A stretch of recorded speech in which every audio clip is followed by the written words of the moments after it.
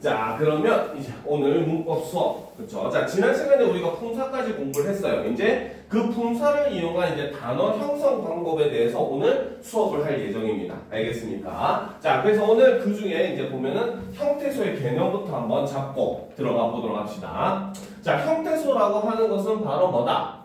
의미를 가진 낱말의 가장 작은 단위를 이제 우리는 형태소라고 합니다. 알겠습니까? 이제 어떻게 보면 의문은 낱말의 뜻을 구분은 해주긴 했지만 자기는 뜻을 가질 수 없었잖아요. 그렇죠? 그런데 반면에 최초로 이제 뜻을 가지는 것이 바로 이 형태소다라고 보시면 돼요. 알겠죠? 자, 그렇기 때문에 형태소는 바로 뭐다? 더는 의미상으로 나눌 수가 없다라고 우리가 이야기를 할 수가 있어요. 예를 들어서 우리가 나무라고 하는 낱말이 있는데 얘를 나누면 나와 무로 나눌 수 있겠죠. 하지만 나와 무로 나누어 버리면 나무라는 의미를 가집니까? 안 가집니까? 비슷한 거라도 하나 안 가지잖아요. 그렇죠? 그렇기 때문에 더 이상 형태소는 그 이하의 형태로 나눌 수가 없다라고 우리가 볼 수 있다는 거죠. 그렇죠? 자, 그런데 자, 형태소를 나눌 때 우리가 조심할 게 하나가 있습니다. 그건 바로 뭐냐? 어미와 접사는 낱말로는 인정되지 않지만 형태소로는 인정이 됩니다. 알겠습니까? 우리가 낱말이라고 하는 것은 기본적으로 바로 뭐다? 품사 체계로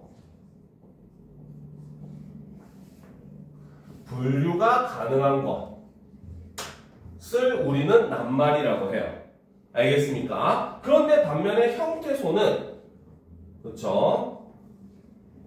당연히 품사에 해당하는 품사 체계 여기에다가 어미 접사 이런 것들까지 다 포함을 하는 좀 더 넓은 개념이 형태소의 개념입니다. 알겠습니까? 자, 그래서 우리가 꽃, 나무, 돌다, 가다 물론 돌다 같은 경우는 뭡니까? 어간이 돌, 그 다음에 어미가 다, 가다 같은 경우도 역시 그 어간이 가, 어미가 다 이런 형태이긴 하지만 물론 이제 이런 것들은 하나의 형태소로 기본형 같은 경우는 하나의 형태소로 인정을 해줍니다. 알겠습니까? 그런데 이것들이 합쳐진 꽃나무 같은 경우는 꽃과 나무로 나눌 수가 있고 돌아가다 같은 경우도 돌다와 가다로 나눌 수가 있는 이런 경우에는 형태소가 아니라 복합어다라고 우리가 볼 수 있다는 거죠. 자, 그래서 이제 문장을 나누는 다른 기준들은 이제 그냥 한번 쭉 살펴보면 됩니다. 그래서 어절을 통해서 나누는 법, 그 다음에 낱말을 기준으로 나누는 법, 그 다음 형태소를 기준으로 나누는 법, 이런 것들이 쭉 나와 있어요. 그렇죠? 자, 그럼 이제 우리가 형태소의 종류부터 한번 살펴보도록 합시다. 자, 사실 이 낱말 형성 부분에서는 할 내용이 그렇게 많진 않아요. 하지만 중요한 거는 이 단어는 많은 문제를 가지고 연습을 해야 되는 단어이긴 합니다. 알겠죠? 자, 일단 보도록 합시다. 자, 먼저 형태소를 나누어 보면은 형태소를 나누는 기준이 있는데 첫 번째는 바로 뭐다? 자립성의 유무. 혼자 쓰일 수 있는가라고 하는 건데 자, 지난번에 선생님이 품사 설명할 때 얘기했어요. 우리 국어에서 혼자 쓰일 수 있는가는 두 가지 의미를 가진다고. 그죠? 바로 형태상의 의미, 즉 다른 낱말과 띄어 쓰는가, 혹은 의미상의 의미, 다른 낱말의 수식을 반드시 필요로 하는가, 이런 걸 기준으로 나눌 수가 있는데 여기서 홀로 쓰일 수 있는가라고 하는 것은 바로 형태상의 의미입니다. 알겠습니까? 자, 그래서 이제 자립성의 유무로 나누면 자립 형태소와 의존 형태소로 나뉩니다. 알겠죠? 그래서 자립 형태소는 말 그대로 홀로 쓰일 수 있는 형태소를 우리는 자립 형태소라고 하고 그렇기 때문에 이거를 나누는 기준은 여러분들이 품사로 나누는 게 더 확실해요. 알겠습니까? 괜히 알량한 얄팍한 지식으로 나누려고 하면 더 어렵고 오히려 함정에 빠지게 됩니다. 알겠죠? 자, 그래서 그 홀로 쓰일 수 있는 자립 형태소에 속하는 게 명사, 대명사, 수사, 관형사, 부사, 감탄사가 자립 형태소에 속해요. 그러면 여기서 우리가 주의할 게 하나가 있죠. 즉 바로 뭐다? 의존 명사도 그렇죠? 명사로 분류를 하죠. 그 말은 이꼴 의존 명사도 마찬가지 자립 형태소라는 겁니다. 이런 함정들이 있기 때문에 선생님이 항상 품사로 나누라고 강조를 하는 거예요. 알겠습니까? 의존 형태소, 말에 의존이라고 하는 게 들어가 버리니까 자꾸 의존 형태소로 착각을 해요. 의존 명사를. 알겠죠? 근데 절대 그러면 안 됩니다. 알겠죠? 자, 그 다음에 이제 홀로 쓰일 수 없는 형태소를 우리는 의존 형태소다 라고 이야기를 하고, 여기에 속하는 건 바로 뭐다? 조사, 그 다음 용언의 어간, 그 다음 어미, 접사, 요렇게 4개가 의존 형태소에 속하게 됩니다. 알겠습니까? 우리가 의존 형태소냐 자립 형태소냐 구분하는 건 사실 낱말의 원형만 보더라도 조금 쉽게 구분할 수가 있어요. 알겠죠? 우리가 동사나 형용사 같은 용언 같은 경우에는 그 어간을 표시할 때 어떻게 가다 같은 경우는 가 다음에 요 짝대기를 쓰잖아. 그치? 그 다음 조사 같은 것도 어떻게 씁니까? 누구는 이가 할 때 이가 요렇게 해서 짝대기를 쓰죠. 그쵸? 그 다음에 어미 같은 경우도 어때? 다 하면서 앞에 짝대기를 씁니다.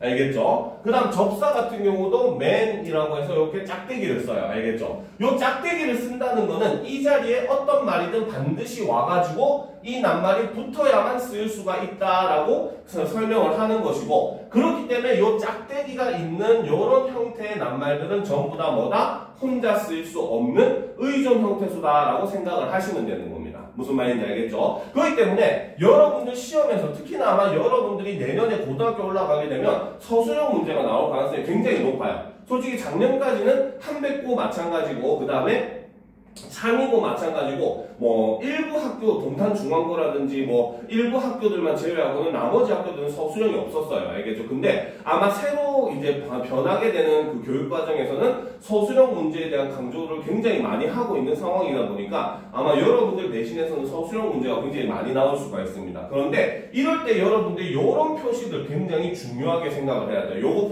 빠뜨리게 되면 무조건 감점 요인입니다. 알겠습니까? 그래서 이렇게 의존 형태소 같은 경우는 다른 말이 꼭 붙어야만 쓰일 수 있는 것들이기 때문에 이렇게 짝대기 표시 절대 잊으면 안 돼요. 자, 그 다음 두 번째 나누는 기준을 보도록 합시다.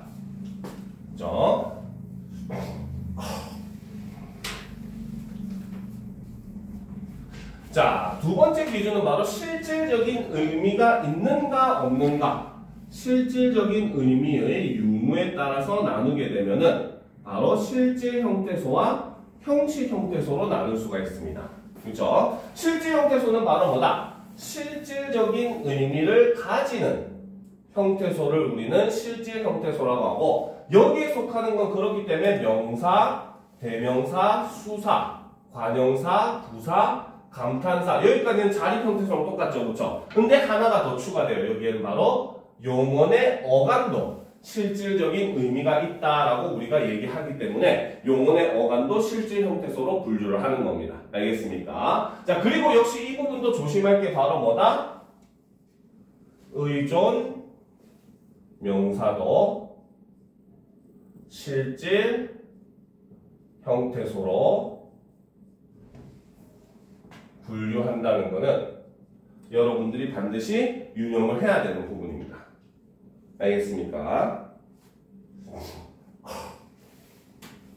자, 그 다음 형식 형태소에 해당하는 것은 말 그대로 실질적인 의미가 아닌 바로 뭐다? 문법적인 의미만을 가지는 형태소를 우리는 형식 형태소라고 하고, 여기에 속하는 것은 조사, 어미, 접사 이런 것만이 형식 형태소에 속합니다.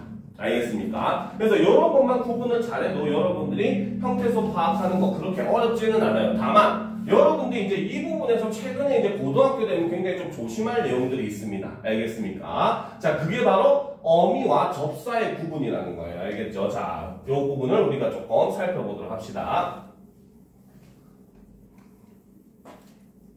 자, 이거는 이제 선생님이 여기다 필기를 해줄게요. 자, 보도록 합시다.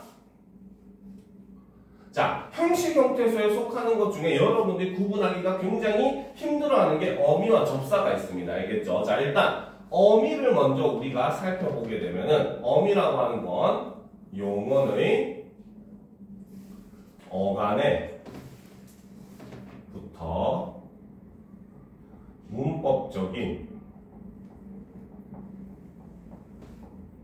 의미를 더하는 형태소를 우리는 어미라고 합니다. 자, 그래서 이 어미에 속하는 거는 첫 번째. 그쵸? 자, 바로 종결 어미. 그쵸? 자, 종결 어미와 크게, 종결 어미가 일단 있어요. 자, 종결 어미 같은 경우는 바로 뭐다? 그쵸? 바로 낱말을 통해 문장을 끝내는 어미를 우리는 종결어미라고 합니다. 그래서 종결어미에는 뭐뭐다, 뭐뭐까, 그렇죠? 그 다음에 씁니다. 이런 것들이 이제 종결어미에 다 해당하는 거예요. 알겠죠? 자, 그 외에 이제 두 번째 연결어미가 있습니다. 자, 연결어미라고 하는 것은 바로 뭐다? 바로 다른 낱말이나 문장과 이어주는 어미를 연결어미라고 하죠. 그래서 뭡니까? 연결어미에는 뭐뭐지만, 뭐뭐고, 그쵸? 요런 것들이 연결어미라고 볼 수가 있어요. 알겠습니까? 자, 그리고 이제 세 번째. 자, 바로 전성어미라고 하는 게 있습니다. 그쵸? 자, 전성어미라고 하는 게 요즘 굉장히 좀 핫해요. 예전에 수능에 한 번 이 전성어미와 접사를 구분하는 문제가 나왔기 때문에 최근에 많이 핫합니다. 알겠습니까? 그래서 전성어미라고 하는 것은 바로 뭐다? 자, 용언을 마치 다른 성분처럼 쓰일 수 있도록 해주는 어미를 우리는 전성어미라고 해요. 하지만 이 전성어미의 가장 큰 특징은 바로 뭐냐면 품사를 변화시키지는 않습니다. 알겠습니까? 즉 품사로 나누면 그대로 용언이 되는 거야. 알겠습니까? 그런데 용언이 아닌 것처럼만 쓰이도록 해주는 겁니다. 알겠죠? 자, 그래서 예를 들면 명사형 어미 혹은 기, 그쵸? 그 다음에 관형사형 어미 는, 을, 그 다음 던, 요런 것들이 이제 전부 다 전성어미, 다른 성분처럼 쓰이게 만들어주는 어미인 겁니다. 알겠습니까? 자, 그리고 이제 어미의 마지막 네 번째가 바로 선어말 어미라고 하는 게 있어요. 그렇죠? 선어말 어미는 자, 어말 어미. 자, 지금까지 했었던 위에 세 가지가 전부 다 어말 어미입니다. 알겠습니까? 요거는 하나 표시해 둡시다. 요 세 개가 전부 다 어말 어미예요. 알겠습니까? 자, 그런데 선어말 어미는 바로 뭐다? 어말 어미 앞에 쓰이면서, 그렇죠? 시제, 높임 등의 의미를 더해주는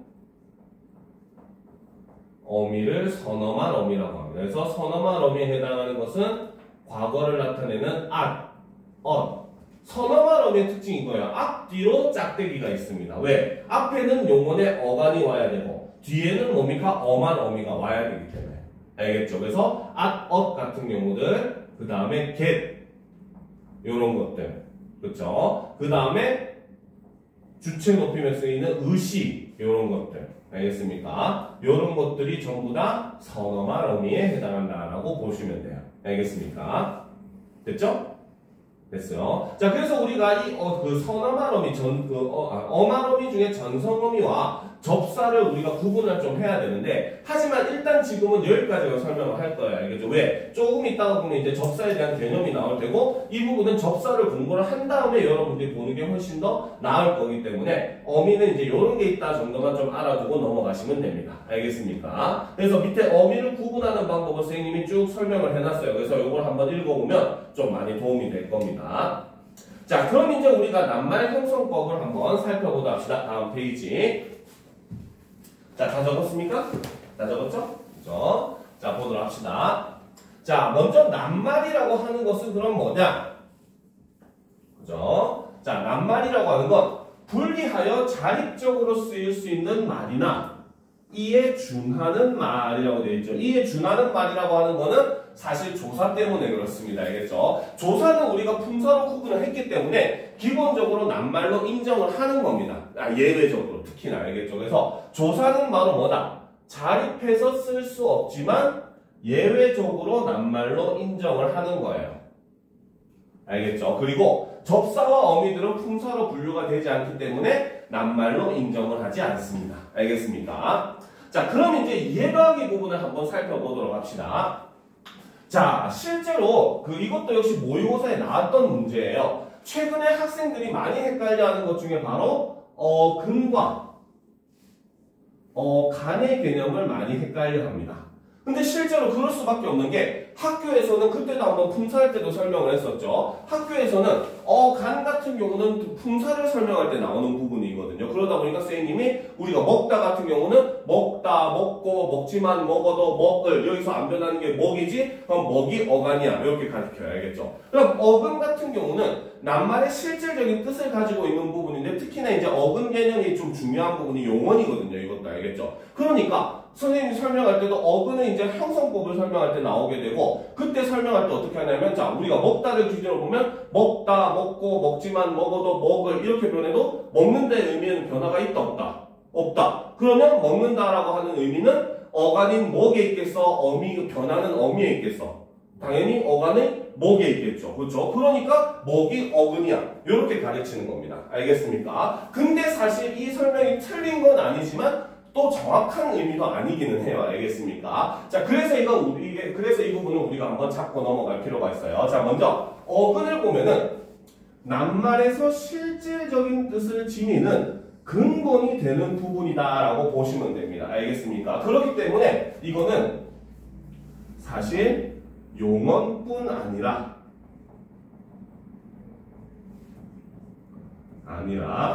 모든 낱말에 통용이 되는 부분이에요. 알겠죠? 그러니까 나무라고 하는 낱말도 나무 자체가 의미를 가지는 부분이잖아요. 실질적인 의미를 가지는 부분이잖아요. 그렇죠? 그렇기 때문에 우리는 나무도 어근이 되는 겁니다.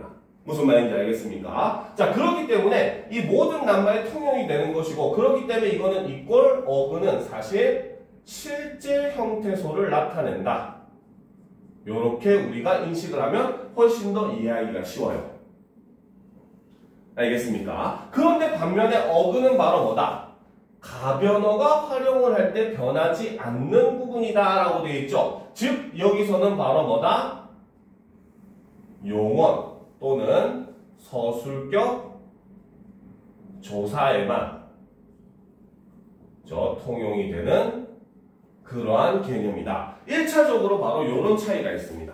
알겠습니까? 자, 그런데 이제 이걸 보도록 합시다. 그래서 우리가 먹다 같은 경우는 우리가 나눠보면은 먹은 변하지 않는 부분이고 실질적인 뜻을 갖고 있기 때문에 먹다를 기준으로만 생각하면 먹은 어간도 되고 어근도 되고 그럼 뒤에 보면 다가 바로 종결 어미에 해당한다라고 볼 수가 있겠죠. 그렇죠? 자, 그런데 이제 보도록 합시다. 넘어가다 같은 경우는 어간은 넘어가까지 변하잖아요. 넘어가고, 넘어가지만, 넘어가도, 그렇죠? 넘어가까지 안 변하잖아요. 그렇죠? 그러면 어간은 넘어가까지입니다. 알겠죠? 근데 실질적인 뜻을 가진 어근으로 치면은 넘다의 넘하고 가다의 가, 요거만 어근이 된다는 거예요. 어는 중간에 연결해주는 연결어미일 뿐인 겁니다. 알겠습니까? 그 다음 잡히다도 역시 마찬가지 어간으로 따지면 잡히까지 안 변해요. 잡히고 잡히지만 잡히어도 그렇죠. 잡히까지 안 변하죠. 그렇죠? 그래서 어간은 잡히까지 됩니다. 근데 어근은 뭡니까? 파생어이기 때문에 잡만 어근이 돼요.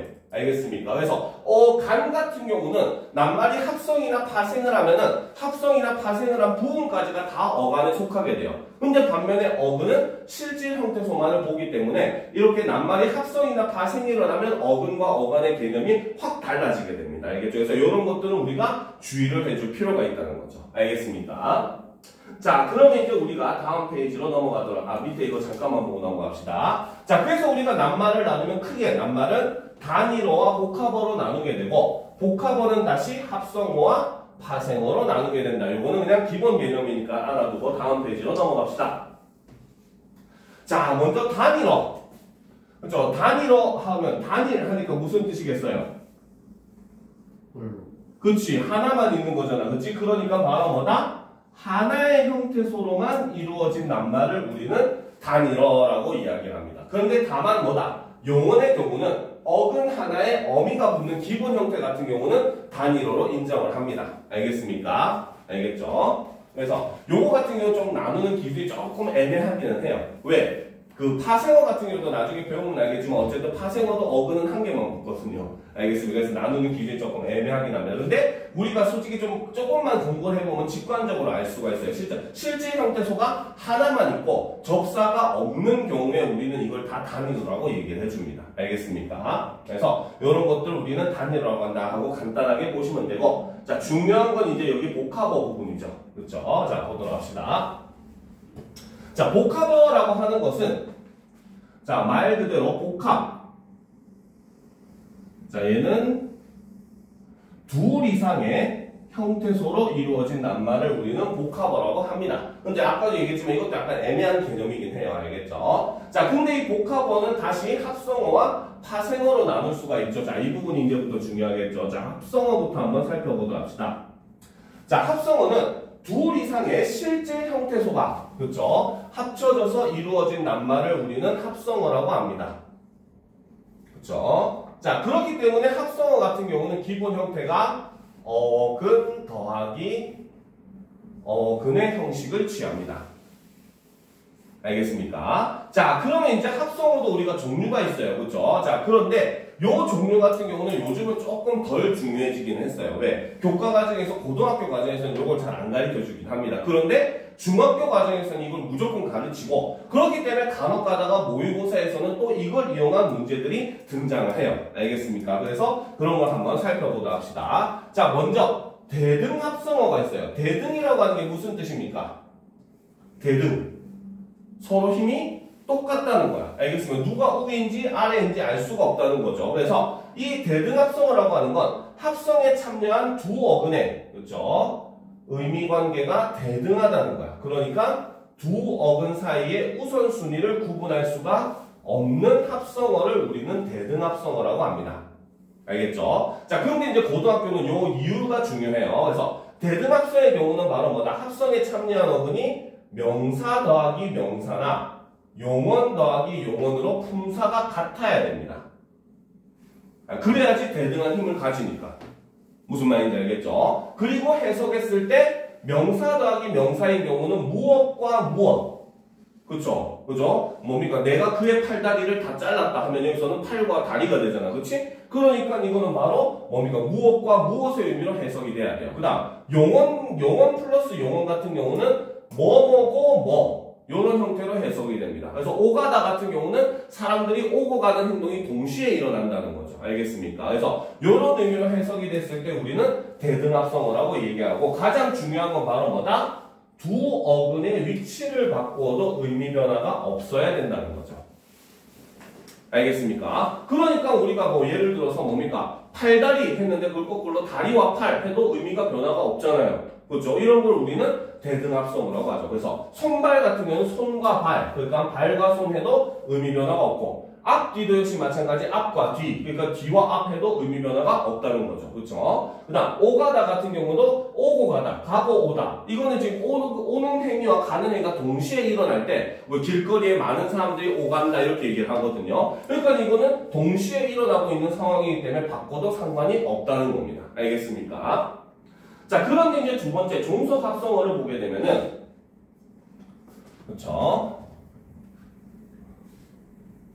자, 종속합성어라고 얘기를 하기도 하고 또 다른 말로는 이제 이것을 뭐라고 하냐면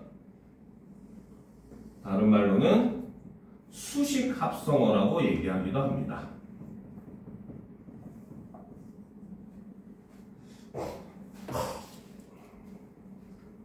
됐습니까? 그렇죠? 자, 이거는 바로 뭐냐? 합성에 참여한 어글 등 중 앞 어근이 뭐다?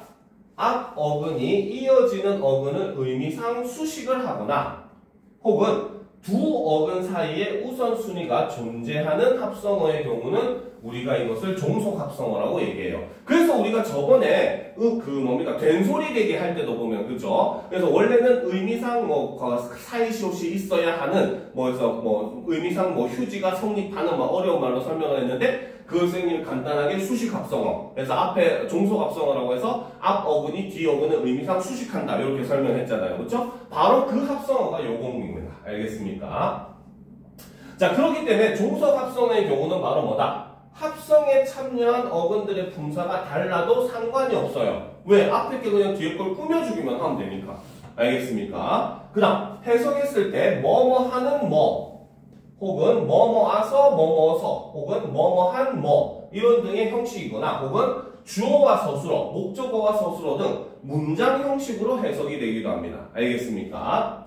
그래서 주어와 서술어 혹은 목적어와 서술어 등 문장 형식으로 해석이 된다는 거죠. 그렇기 때문에 바로 뭐다? 어근의 위치가 바뀌면 의미가 성립하지 않거나 변화를 한다는 거죠. 그러니까 책가방은 책을 넣는 가방인데 가방을 넣는 책하면 의미가 안 되잖아. 그치? 이런 게 종속합성어라는 거죠. 군밤도 구운 밤인데 굽다가 이제 관용어 형태로 의미상 밤을 꾸며주고 있죠.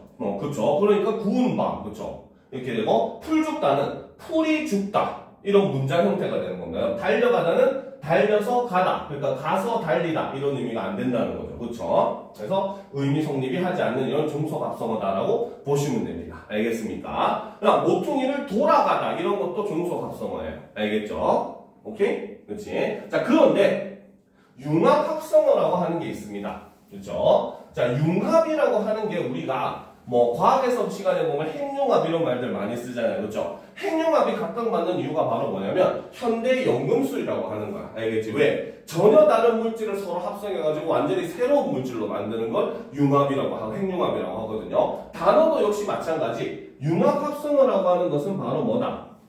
두 개의 낱말이 참여는 했는데 바로 뭐다?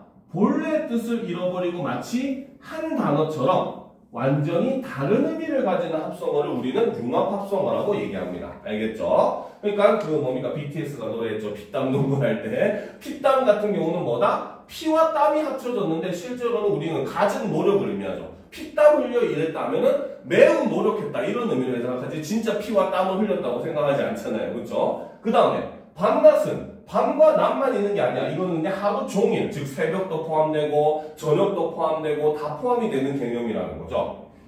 춘추는 봄춘자와 가을축자를 쓰는데 이거는 나이를 높여서 이르는 말이고 가시방석은 진짜 가시가 돋은 방석이 아니라 바로 뭐다? 심리적으로 불편한 자리를 우리는 가시방석이라고 하잖아요. 그렇죠? 그 다음 돌아가다 같은 경우도 역시 뭐야? 돌아서 가다의 의미였다면 종속합성어지만 돌아가다, 죽었다의 의미로 쓰이면 이때는 융합합성어가 되는 겁니다.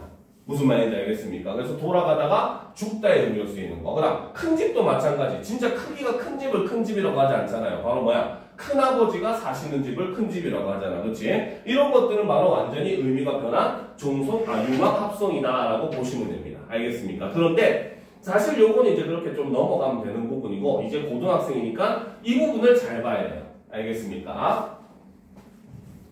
자, 보도록 합시다. 자, 합성어를 분류하는 또 다른 기준. 요게 고등 부분에선 제일 중요한 내용입니다. 알겠습니까? 자, 바로 그것이 통사적 합성어와 밑에 나오는 비통사적 합성어라고 하는 게 있어요. 알겠습니까? 자, 그러면 통사적 합성어가 일단 뭔지 한번 보면은 비통사적 합성어는 자연스럽게 같이 나와요. 그러니까 어려울 게 없습니다. 알겠죠? 자, 통사적 합성어는 바로 뭐다? 국어의 일반적인 단어 형성 원리에 부합하는 합성어를 우리는 통사적 합성어라고 합니다. 그러면 여기서 중요한 건 바로 뭐다? 바로 국어의 일반적인 단어 형성 원리를 알아야 된다는 거죠. 그쵸? 자, 그 첫 번째는 바로 뭐다? 단어가 합성될 때 어근의 배열 순서는 일반적인 문장의 순서를 따른다는 거죠. 그러니까 주어 플러스 목적어는 가능하지만 주어 플러스 서술어는 가능하지만 서술어 플러스 주어는 불가능하다는 거야. 이거는 우리 국어의 뭡니까? 문장 형식의 문장 형식과 다르기 때문에. 알겠습니까? 알겠죠? 자, 그래서 주어 목적어, 주어 서술어, 목적어 서술어, 부사어 서술어 이런 순서가 가능해야지 통사적 합성어다라고 볼 수가 있다는 거예요. 무슨 말인지 알겠습니까? 자, 그래서 이 경우는 낱말과 낱말 사이 조사가 생략되면서 합성을 한 것으로 보게 됩니다. 그래서 힘들다 같은 경우는 힘이 들다. 주어 플러스 서술어의 형태고, 그렇죠? 본받다 같은 경우는 본을 받다. 그래서 목적어 플러스 서술어 형태고, 꿈 같다 같은 경우는 꿈과 같다라는 의미로서 부서 플러스 서술어의 형태가 된 겁니다. 알겠습니까? 자, 그 다음 이제 두 번째. 체언과 체언, 관형사와 체언, 관형사와 관형사, 부사와 부사, 부사와 용언의 형식인 경우도 통사적인 그 배열 순서를 따른 것이다라는 거죠. 자, 형식이라는 거. 이것도 근데 사실은 기억에서 설명했었던 내용의 약간 심화 버전이야. 알겠습니까? 우리가 품사를 할 때 공부를 했었잖아요. 품사에서 보면은 관형사가 꾸며줄 수 있는 건 뭐밖에 없다? 체언밖에 없다고 했습니다. 그러니까 낱말이 합성을 할 때도 관형사가 체언을 꾸며주는 형태의 합성어는 가능하다는 겁니다. 알겠습니까? 그다음 체언과 체언은 당연히 거의 같은 품사니까 가능하고 관형사와 관형사도 같은 품사니까 가능한 거죠. 그다음 부사와 부사도 같은 품사이니까 가능한 것이고 부사와 용어 같은 건 뭐야? 용언이 원래 주로 꾸며주는 거는 부사가 주로 꾸며주는 건 용언이었잖아요. 그렇죠? 그러니까 부사가 용언을 꾸며주는 형태는 가능하다는 겁니다. 알겠습니까? 그런데 자, 이 경우로 인해서 비통사가 일어나는 경우가 이제 드디어 발생을 해요. 알겠죠? 그래서 요 경우 같은 경우는 알겠습니까? 자, 비통사가 되면은 합성어 같은 경우는 바로 부사와 체언이 합쳐지는 이런 형태의 비통사적 합성어가 나타나게 됩니다. 알겠습니까? 가장 대표적인 예가 바로 뭐다? 부슬부슬이라는 자, 쌤님이 지난 시간에 품사 설명할 때 얘기했잖아요. 우리말에서 의성어, 의태어는 전부 다 부사라고. 그치? 그래서 부슬부슬이라고 하는 부사가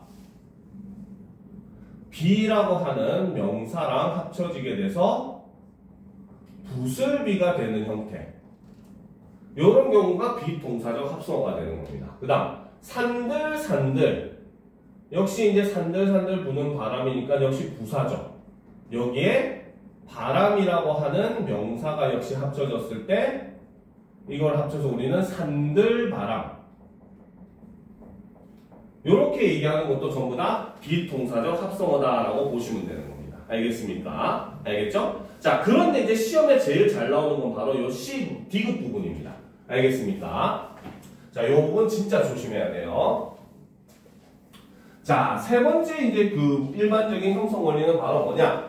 용언이 다른 낱말과 합성이 될 때, 즉 용언 플러스 체언이나 용언 플러스 용언의 형태는 앞 용언의 어간 뒤에 반드시 어미가 붙어야 됩니다. 이게 일반적인 원리예요. 알겠습니까? 그러니까 우리가 아까 얘기했을 때 돌아가다 같은 경우는 돌다와 연결해주는 어미인 여기에 가다의 그 다음에 종결어미인 다 해서 기본적인 어근 두 개의 어미가 반드시 요 사이에 들어와 주는 것이 일반적인 형성 원리라는 거죠. 알겠습니까? 그런데 실제로 우리가 형성을 할 때는 이러한 어미가 생략되는 경우가 많아요. 알겠습니까? 그래서 요 경우를 통해서 일어나는 비동사적 합성어는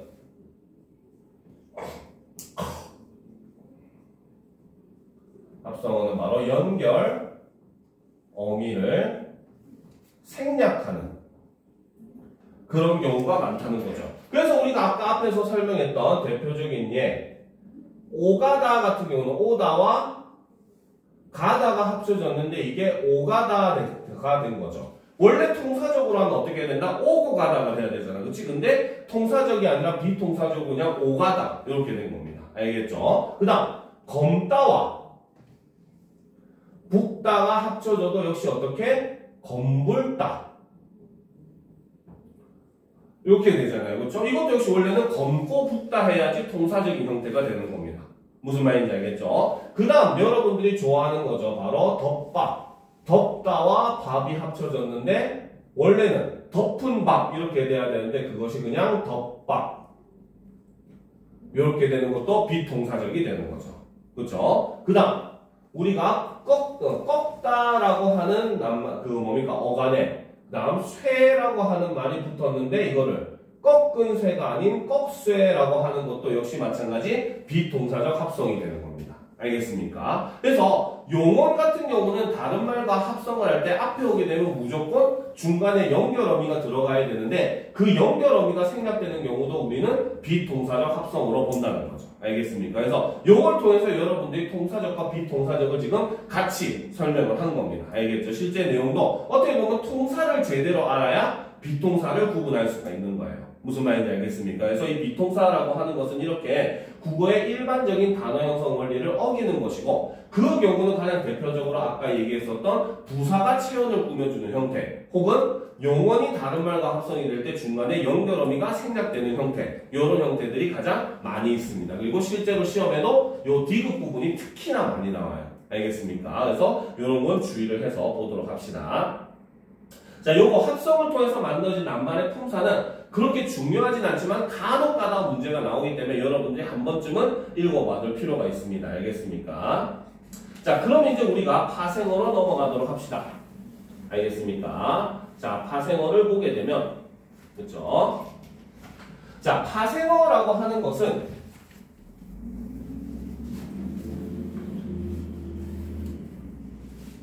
자,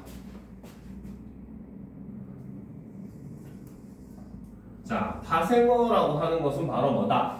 어근에 하나 이상의 파생 접사가 결합해서 만들어지는 낱말을 우리는 파생어라고 이야기를 합니다. 알겠습니까? 자, 그럼 일단 접사가 뭔지 한번 살펴봐야 되겠죠? 자, 접사라고 하는 것은 바로 뭐냐? 어근의 앞이나 뒤에 붙어서 자, 이것이 바로 접사의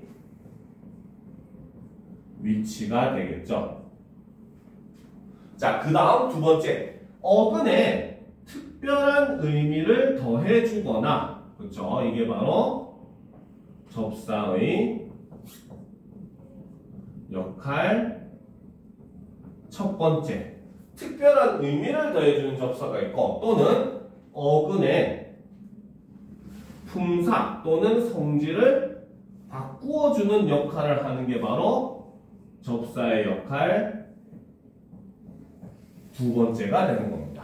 알겠습니까? 이런 역할을 하는 형치, 형태소를 우리는 접사라고 이야기를 한다는 겁니다. 알겠죠? 자, 그래서 이제 뭐 밑에 접두사, 접미사 이렇게 돼 있긴 하지만 이건 일단 넘어가고 자, 밑으로 갑시다. 바로 일단 접두파생어. 자, 접두파생어는 말 그대로 접두사에 의해서 만들어진 파생어를 우리는 접두파생어라고 하는 거죠. 자, 그래서 접두사는 바로 뭐야? 거의 모두 어근에 특별한 의미를 더해줍니다. 접두사는 바로 뭐다? 거의 모두 어근에 특별한 의미를 더해주는 역할을 합니다. 그러니까 접두사가 품사를 바꿔주거나 성질을 바꿔주는 역할은 거의 안 해요.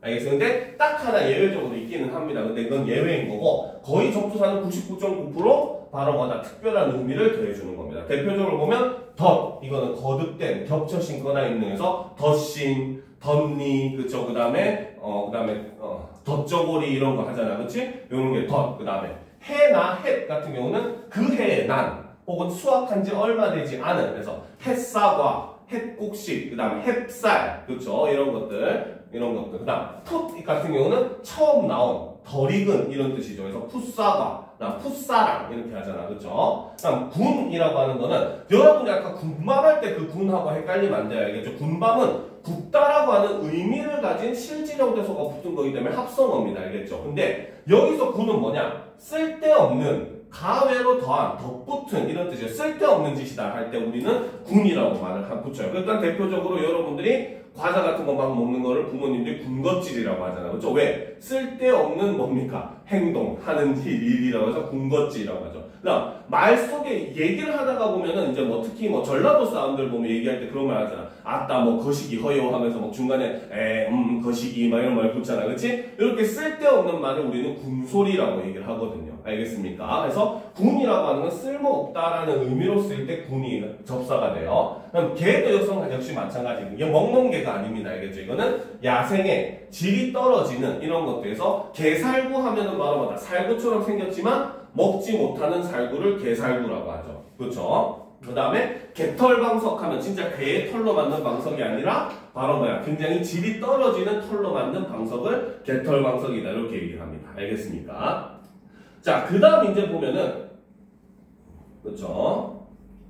자, 쭉 내려가서 그 다음 페이지 전미파생어부터 일단 보도록 합시다. 자, 전미파생어는 그렇죠? 자, 말 그대로 이제 바로 뭐다? 전미사에 의해서 파생이 된 낱말을 전미파생어라고 합니다. 그래서 전미파생어는 일부는 특별한 의미를 더해주고 일부는 어근의 성질을 바꿔줘요. 비율로 따지면은 특별한 의미를 더해주는 게 한 20, 30%.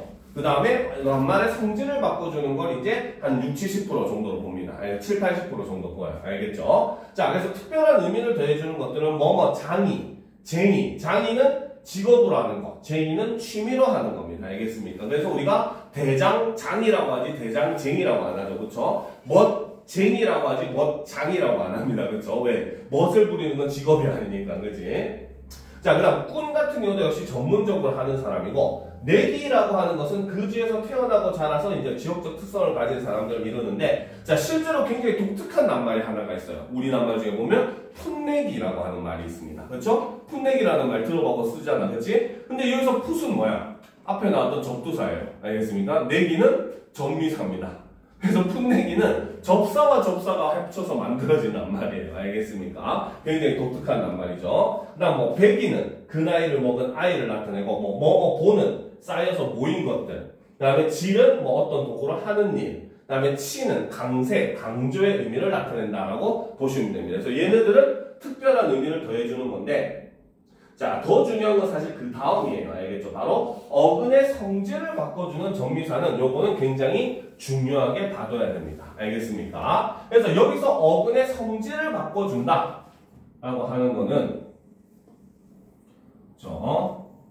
첫 번째 의미로는 품사 자체를 변화시켜준다 라는 의미도 있고 그 다음 반면에 두 번째는 바로 뭐다? 용언의 경우 필요한 문장 성분이 변화를 하는 것도 포함이 됩니다. 알겠습니까? 나중에 여러분들이 배우겠지만 피동전미사, 그 다음에 사동전미사 이런 말을 쓰거든요. 피동형 같은 경우는 내가 무엇을 잡았다가 이제 능동인데 이게 피동이 되면 누가 누구에게 잡혔다 이런 식으로 되거든요. 그래서 능동의 경우는 주어, 목적어, 서술어의 형태였다면 피동이 되면서 주어, 부사어, 서술어의 형태가 되는 겁니다. 알겠죠? 이렇게 문장이 필요로 하는 그런 성분들이 변화를 하게 만들어주는 것도 어근의 성질을 변하게 하는 것이다 라고 보시면 돼요. 알겠죠? 밑에 종류들이 많이 있긴 하지만 요건 그냥 조금 읽어보면 되는데 사실 중요한 거는 다시 앞으로 좀 돌아와 봅시다. 자, 고등학교는 이제 품사를 나누는 48페이지 제일 요 구석에 보게 되면은 고등학교는 이제 품사를 우리가 중학교 때처럼 접두사, 정미사로 나누지 않아요. 알겠죠? 바로 어떻게 나누느냐? 바로 접사를 나눌 때는 접사의 위치에도 접사의 성질에 따라서 나누게 되는데 첫 번째가 바로 한정적 접사. 한정적 접사라고 하는 것은 바로 뭐다? 쌤이 지난 시간에 품사 설명할 때 얘기했었잖아요. 우리말에서 꾸며준다는 것, 수식한다는 건 바로 뭐다? 의미를 제한한다는 말과 똑같다라고 얘기했잖아요. 그렇죠? 그렇기 때문에 한정적 접사는 바로 뭐다? 어근의 의미를 제한한다. 즉 바로 뭐다? 어근의 특별한 의미를 더해준다. 수식한다라고 보시면 되는 겁니다. 알겠습니까? 자, 그런데 반면에 중요한 건 요겁니다. 사실 지배적 접사는 바로 뭐다? 아까 얘기했듯이 어근의 성질을 바꾸어주는 접사를 우리는 지배적 접사라고 해요. 그래서 아까 그 정미사에서 배웠었던 어근의 성질을 바꿔주는 것들, 이런 것들이 전부 다 지배적 접사에 속하게 되는 겁니다. 알겠습니까? 그래서 이거는 그냥 여러분들이 선생님이 정해준 걸 보는 게 중요한데, 사실 진짜 중요한 거는 바로 따로 있어요. 알겠죠? 아까 선생님이 얘기했지만 바로 어근과 어미와 접사를 구분할 줄 아는가라고 하는 게 굉장히 중요한 요소로서 실제로 수능에 나왔었기 때문에 학생들이 굉장히 이제 중요하게 봐둬야 되는 부분입니다. 알겠죠? 자, 바로 요 페이지, 그렇죠? 바로 52페이지를 한번 보도록 합시다. 바로 전성어미와 접사의 구분 보도록 합시다. 실제 수능에 나왔던 그 문장이에요. 비슷한 문장이에요. 자, 보도록 합시다. 자, 그러면 파생정미사와 그 어미를 구분을 한번 해보도록 합시다. 알겠죠? 자, 여기서 핵심은 바로 뭐냐면, 자, 아까 얘기했듯이 전성어미의 경우는, 그쵸? 얘는 품사를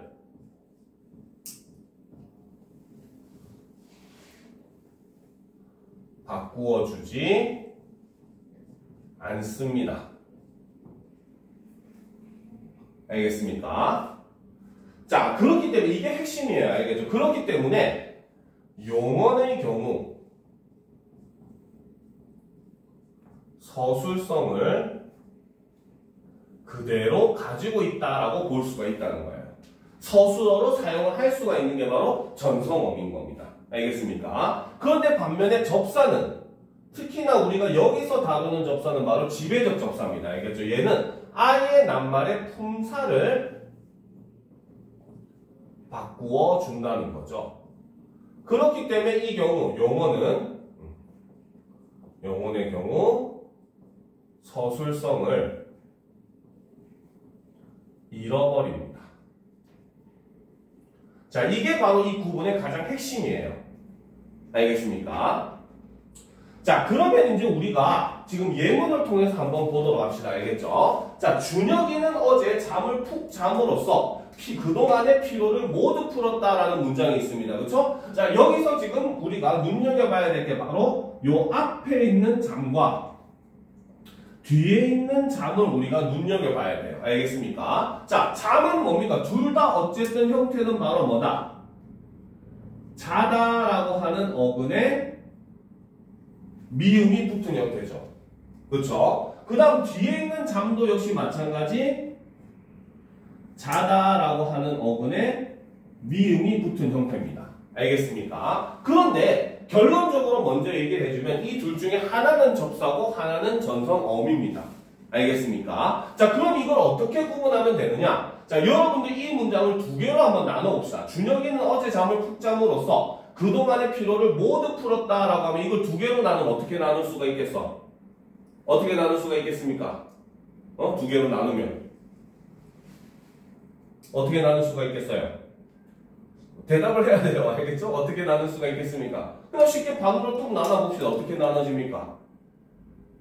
준혁이는 어제 잠을 푹 잤다. 그렇죠? 그러므로 그동안의 피로를 모두 풀었다. 이렇게 두 개로 나눌 수가 있겠죠? 그렇죠? 그러면 이 문장을 두 개로 나누면 어떻게 된다? 바로 준혁이는 어제 잠을 푹 잤다. 준혁이는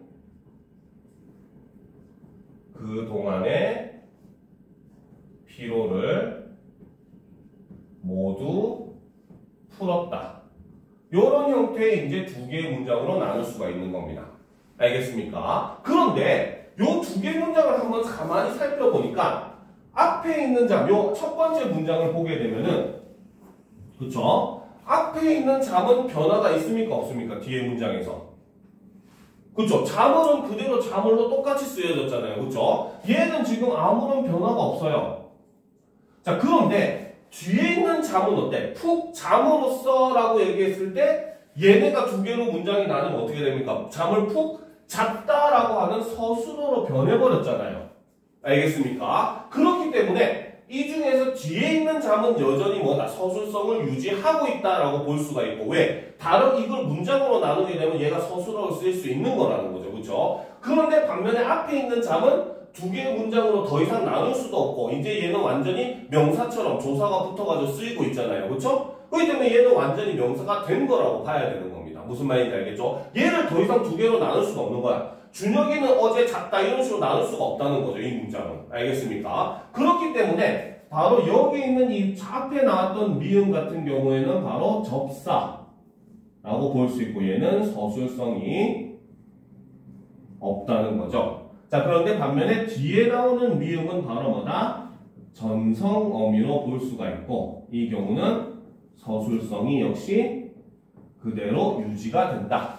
이렇게 볼 수가 있어요. 그래서 문장으로 나누었을 때 서술어로 쓸 수가 있는가 없는가 이것이 바로 뭡니까? 전성 어미와 접사를 구분하는 가장 핵심적인 요인이다라고 보시면 됩니다. 알겠습니까? 자, 이번 시간 수업은 여기까지 하고 지금 55분 정도 됐으니까 10분 정도 쉬고 이어서 하도록 합시다. 알겠죠?